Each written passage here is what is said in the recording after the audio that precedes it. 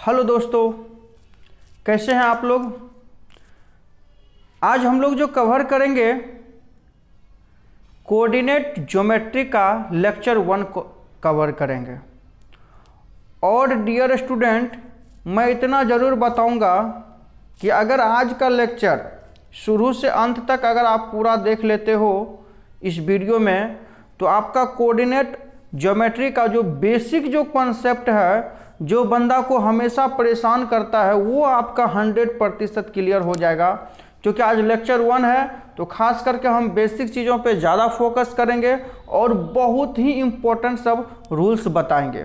लेकिन उससे पहले, स्टार्ट करने से पहले मैं इतना ज़रूर बताऊंगा कि अगर अभी तक आप हमारे चैनल को सब्सक्राइब नहीं किए हैं तो एक बार सब्सक्राइब कर लीजिए और साथ में बेल आइकन को दबा दीजिए ताकि सारा नोटिफिकेशन आपको मिलता रहे। देखिए डियर स्टूडेंट, कोऑर्डिनेट ज्योमेट्री जो होता है ना, जिसका हिंदी होता है निर्देशांक ज्यामिति। ये जो निर्देशांक ज्यामिति होता है, निर्देशांक ज्यामिति, तो एक प्रकार से इसका एग्जाम्पल में हम कह सकते हैं, ये जो निर्देशांक ज्यामिति है ना, निर्देशांक ज्यामिति, तो आप जो खड़े हो, जैसे मैं खड़ा हूं यहाँ पे, तो एक प्रकार का हम जो है कोऑर्डिनेट में है। कोई बिल्डिंग है, दुनिया में कोई भी वस्तु है तो वो एक कोऑर्डिनेट है, एक अक्ष पे वो खड़ा है। और जब तक वो अक्ष पे नहीं खड़ा रहेगा तब तक वो वस्तु एक स्टेबल हो ही नहीं सकता है। तो कोई भी चीज़ जो है एक कोऑर्डिनेट पे डिपेंड्स करता है। तो इतना ही समझो कि कोऑर्डिनेट ज्योमेट्री समझने के लिए आपको एक छोटा सा ग्राफ का स्टडी करना पड़ेगा। लेकिन उससे पहले आपको एक चीज़ और पता होगा कि इसका जो निर्देशांक होता है, इसका जो निर्देशांक होता है, कोऑर्डिनेट ज्योमेट्री का जो निर्देशांक होता है, वो आपको हमेशा हम जो इंडिकेट करते हैं P इंटू एक्स वाई करते हैं, P इंटू एक्स वाई। तो यानी कोऑर्डिनेट ज्योमेट्री का जो निर्देशांक को इंडिकेट करते हैं वो क्या करते हैं, P इंटू एक्स वाई। तो एक्स वाई का मतलब है डियर स्टूडेंट, पहले जो है एक्स का वैल्यू होगा, पहले जो है एक्स एक्सिस होगा, एक्स एक्सिस होगा, और उसके बाद जो मेरा वाई एक्सिस होगा। पहले एक्स एक्सिस होगा और बाद में वाई एक्सिस का वैल्यू होगा। और उसी को कभी भी याद रख, कंफ्यूज नहीं करना है, कभी भी कंफ्यूज नहीं करना है। पहले जो है कोई भी बिंदु, कोई भी निर्देशांक जो इंडिकेट हम करेंगे, पहला जो होगा, जैसे P इंटू एक्स वाई है तो पहला जो है x का मान होगा, दूसरा y का मान होगा। जैसे मैं इंडिकेट करता हूँ P इंटू 3 - 5, इसका मतलब है ये x एक्सिस है और ये मेरा किस पे है, y एक्सिस है। यानी पहला जो है x का मान है और मेरा दूसरा जो है y एक्सिस है। ठीक है, तो ये x एक्सिस और y एक्सिस को समझने के लिए एक छोटा सा हम ग्राफ समझाते हैं, ग्राफ के द्वारा आपको समझाते हैं। और साथ ही इंपॉर्टेंट सब चीज़ मैं आपको यहाँ से समझाते हुए आगे बढ़ूंगा। ठीक है, चलिए ग्राफ बनाते हैं, छोटा सा ग्राफ बनाते हैं। देखो ये यहाँ पर ये जो आपको क्या होता है, इंटरसेक्ट जो होता है ऊपर से नीचे, ये जो लेफ्ट टू राइट जो इंटरसेक्ट करता है, इसको ओरिजिन कहते हैं। क्या कहते हैं, ओरिजिन कहते हैं, यानी मुख्य बिंदु कहते हैं, मुख्य बिंदु। और यहाँ जो मेरा जो बिंदु होगा वो 0 0 होता है। ठीक है, ये ओरिजिन हुआ। और यहाँ पर जो वैल्यू होता है, इसका जो निर्देशांक होता है वो मेरा क्या होता है, 0 होता है। और डियर स्टूडेंट, ये मेरा एक्स एक्सिस है, ये मेरा एक्स एक्सिस है। और ये मेरा जो इधर जो है, ये देखिए ये 0 है, मेरा ये 0 है और 0 है, तो ये एक्स एक्सिस है। और इधर जो है एक्स डैश एक्सिस होगा, एक्स एक्सिस है, ये एक्स डैश एक्सिस है, ये वाई एक्सिस है और ये वाई डैश एक्सिस है। इसका मतलब है कि यहाँ से जो ये बिंदु चलेगा तो ये +0 से लेके इन्फिनिटिव तक चलेगा, इधर भी इन्फिनिटिव चलेगा। ठीक है, अब मान के चलो इधर जो मेरा होगा वैल्यू प्लस होगा, 1 है, 2 है, 3 है और ये 4 है, तो ये सब मेरा प्लस चलेगा, ये प्लस होगा। लेकिन ये वाई एक्सिस भी क्या होगा, आपका प्लस ही होगा, +1 +2 +3 और ये +4। तो ये जो मेरा है इस साइड का, ये जो मेरा राइट साइड का है, ये आपका एक्स एक्सिस है जो कि प्लस में है। और जो y एक्सिस है नॉर्थ साइड में ये भी आपका प्लस में है। तो इसका मतलब ये आपको प्लस से लेके इन्फिनिटी तक है, और इधर जो चलेंगे हम वो माइनस में चलेंगे। ये x डैश एक्सिस है, ये मेरा जो x एक्सिस है, ये जो है मेरा x एक्सिस है, चाहे वो प्लस में हो या माइनस में हो, ये x एक्सिस है। लेकिन जब मैं ऐसा डालूंगा तो ये मेरा y एक्सिस है, चाहे वो प्लस में हो या माइनस में हो। क्लियरली समझो, मैं सारा चीज आपको समझा दूंगा। अब देखो ये -1 हुआ, -2 हुआ, और ये -3 है। तो ये जो आपको है ये भी x एक्सिस है, ये भी x एक्सिस के, लेकिन इधर माइनस को इंडिकेट करते हैं और ये इन्फिनिटी तक चलता है। 0 to इन्फिनिटी इधर भी है, 0 to इन्फिनिटी इधर भी है, और इधर भी इन्फिनिटी तक चलता है, और नीचे भी आपको माइनस हो गया, नीचे भी माइनस हो गया, ठीक है, और ये भी इन्फिनिटी तक चलता है, यानी कि माइनस इन्फिनिटी तक चलता है, इधर plus infinity plus infinity plus infinity. अब देखो आपको क्वाड्रेंट याद रखना है डियर स्टूडेंट। ये आपका फर्स्ट क्वाड्रेंट है, ये सेकंड क्वाड्रेंट है, ये थर्ड क्वाड्रेंट है, और ये मेरा फोर्थ क्वाड्रेंट है। तो यानी कि 4 क्वाड्रेंट में डिवाइड किया गया है। ये पहला first quadrant, second quadrant, third quadrant and fourth quadrant. अब देखो सबसे इंपॉर्टेंट चीज़ क्या है यहाँ पे, फर्स्ट क्वाड्रेंट में देखो x भी प्लस है और y भी प्लस है, तो इसीलिए फर्स्ट क्वाड्रेंट में क्या होगा, प्लस प्लस, है ना। फर्स्ट क्वार्टर में देखो x भी आपको क्या है, प्लस में है, और y का वैल्यू भी क्या है, प्लस में है। तो इसीलिए फर्स्ट क्वार्टर का जो मेरा जो बनेगा निर्देशांक वो प्लस प्लस का होगा। सेकेंड क्वार्टर में देखो x क्या है, माइनस में है, क्योंकि मैं पहले बताया कि कोई भी निर्देशांक जो है पहले x होगा, बाद में क्या होगा, y होगा। पहले x का वैल्यू जाएगा, बाद में y का वैल्यू जाएगा। तो ये पहला जो है x का मान क्या है, माइनस में है, तो माइनस हो जाएगा, और y का मान क्या है, प्लस में है, तो ये माइनस प्लस हो गया, ठीक है। सेकेंड क्वार्टर में माइनस प्लस हो जाएगा। अब देखो थर्ड क्वार्टर में x तो क्या होगा, x तो माइनस से है, और y भी मेरा क्या है, माइनस है, यानी कि थर्ड क्वार्टर में दोनों माइनस हो जाएगा। अब देखो फोर्थ क्वार्टर में क्या है, x तो प्लस है और y मेरा क्या है, माइनस है। तो यानी कि सिंपल सी याद रखना है कि अगर दोनों प्लस हो तो वो आपका फर्स्ट क्वाड्रेंट में जाएगा। अगर पहला माइनस हो दूसरा प्लस हो तो वो सेकेंड क्वाड्रेंट में जाएगा। अगर दोनों माइनस हो थर्ड क्वाड्रेंट में जाएगा, और ये पहला प्लस हो दूसरा माइनस में हो तो फोर्थ क्वाड्रेंट में जाएगा। अब मैं इसीलिए ऐसा बोल रहा हूँ, यहाँ से एक छोटा सा क्वेश्चन एग्जामिनेशन में आता है, आपको क्वेश्चन कहेगा P3 - 4 ये किस क्वाड्रेंट में जाएगा। तो भैया ये किस क्वाड्रेंट में जाएगा, तो आपको पता होना चाहिए ये किस क्वाड्रेंट में जाएगा, ये कौन सा क्वाड्रेंट में जाएगा, आप बता दीजिए। तो देखो सबसे पहले x का मान क्या है, प्लस में है, पहला मेरा प्लस है, दूसरा मेरा क्या है, माइनस है। तो पहला प्लस है यानी x का मान प्लस है, y का मान माइनस है। तो भैया देखो x का मान प्लस है, y का मान माइनस है, तो ये मेरा फोर्थ क्वाड्रेंट में चल जाएगा। किस में चल जाएगा, फोर्थ क्वाड्रेंट में चल जाएगा। आपको एक निर्देशांक दिया रहेगा और पूछेगा ये किस क्वाड्रेंट में जाएगा, तो आपको आंसर्स देना है। अब जैसे मुझे मान लो कि एक वैल्यू मुझे दे रहा है, यहाँ पे p दे रहा है -3 और 4, ये पूछता है कि कौन सा क्वाड्रेंट में जाएगा, ये कौन सा क्वाड्रेंट में जाएगा, तो बता दीजिए।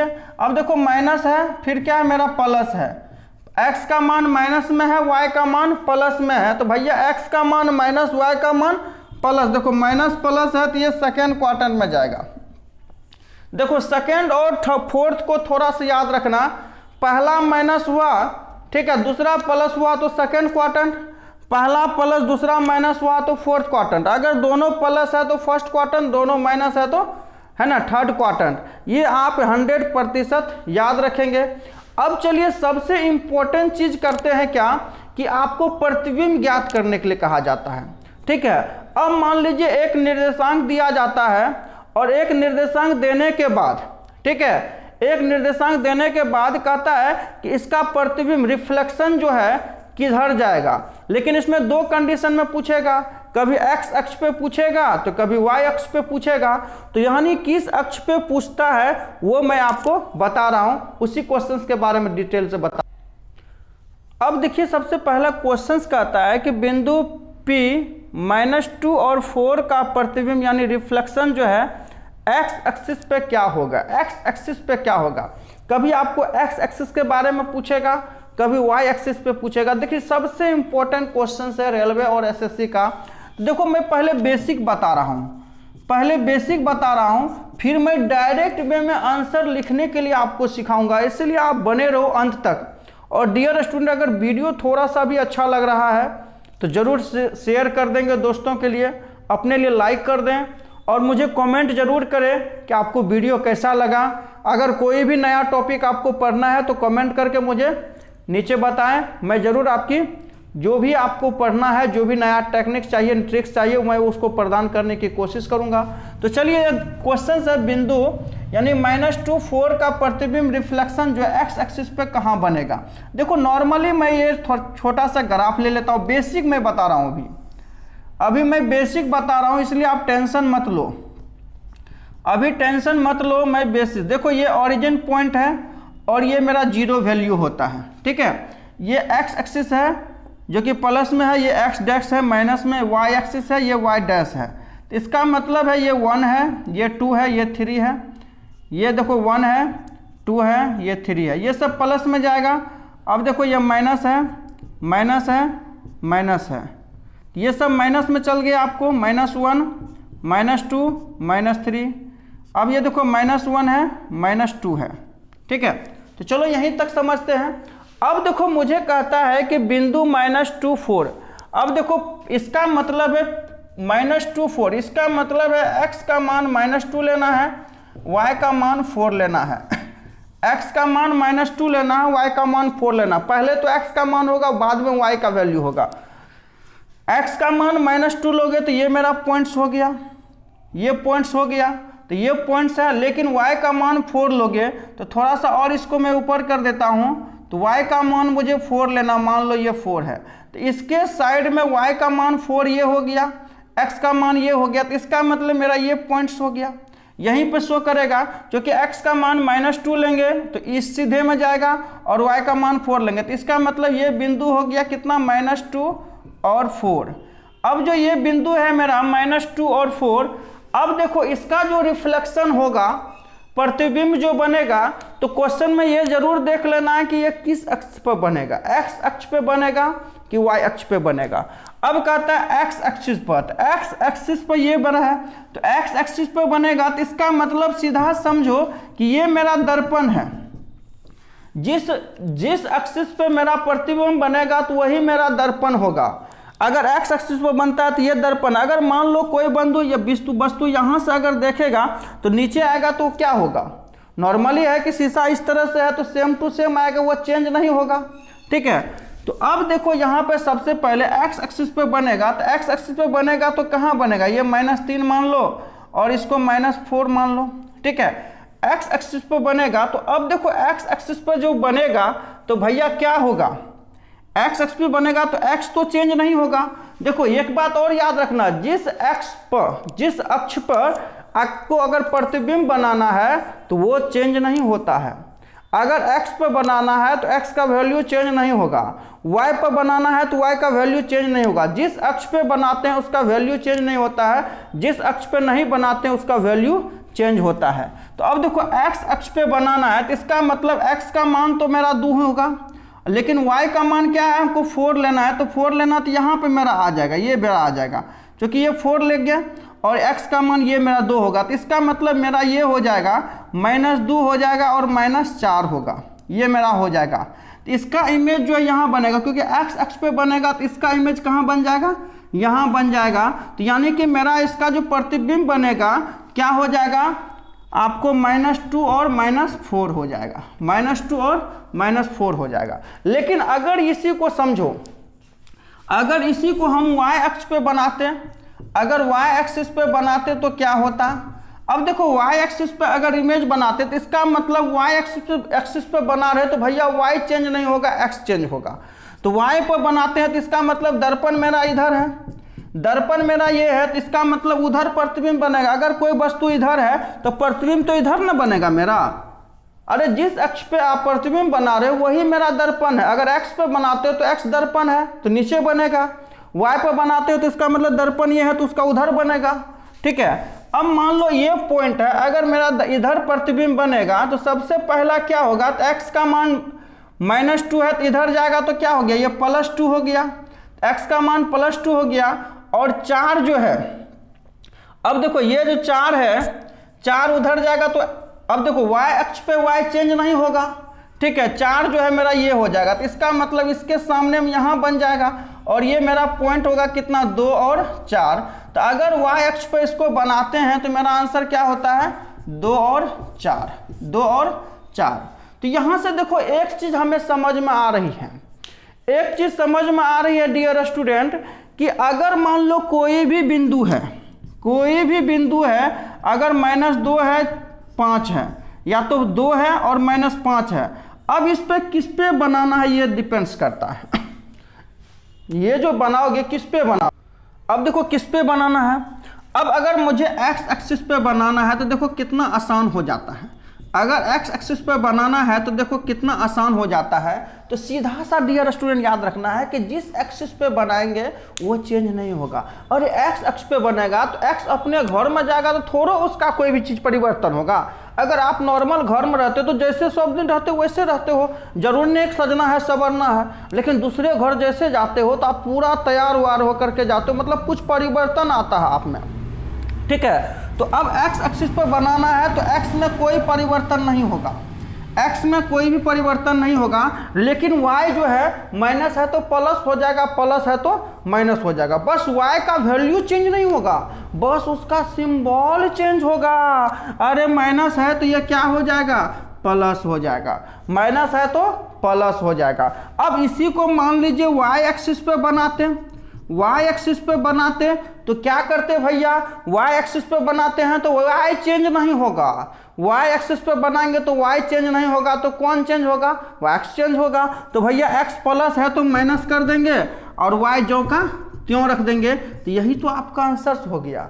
अब मुझे लगता है कि इस तरह का क्वेश्चन अगर आपके पास आएगा रिफ्लेक्शन टाइप का तो कभी भी नहीं छोड़ेंगे। तो चलिए एक क्वेश्चन से मैं छोटा सा प्रैक्टिस करवाता हूं, फिर आगे मैं दूसरा टाइप पढ़ाऊंगा।